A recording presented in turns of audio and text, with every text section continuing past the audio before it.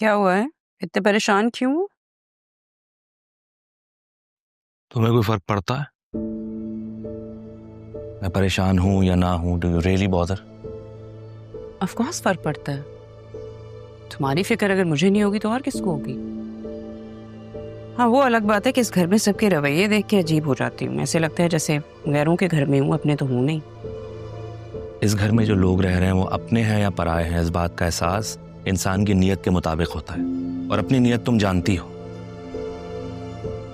तो अब तुम्हें मेरी नीयत पे भी शक होने लगा है। इस बात का एहसास तो तुम्हें फौरन होगी।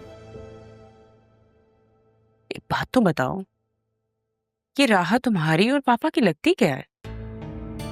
ये तो ऐसी रिलेशनशिप है ना जो उसकी जरा सी तकलीफ पे तुम दोनों बाप बेटा तड़प जाते हो। किसी से हमदर्दी करने के लिए या उससे मोहब्बत करने के लिए रिश्ते का होना जरूरी नहीं है, और ये बात तुम नहीं समझ सकती। क्योंकि आज से पहले उसकी वजह से मेरी बेटी इस घर में कभी इग्नोर नहीं हुई। और क्यों? मैं क्यों नहीं समझूंगी? मैं क्या दूध पीती बच्ची हूँ? क्योंकि किसी बात को समझने के लिए शऊर का होना जरूरी है।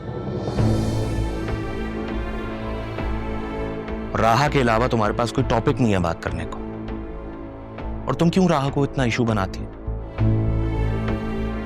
तुम पर तो वो कोई बोझ नहीं है ना। उसकी सारी जिम्मेदारी या तो मेरी है या पापा की। Exactly my point. मैं यही तो पूछना चाहती हूँ कि तुम दोनों बाप बेटे का उस लड़की से आखिर क्या रिश्ता है? क्यों है पापा की सारी सपोर्ट उसके साथ? और तुम्हें तो ना उन्होंने अपने बिजनेस में कोई अथॉरिटी दी है और ना ही तुम्हारा कोई होल इस घर में है।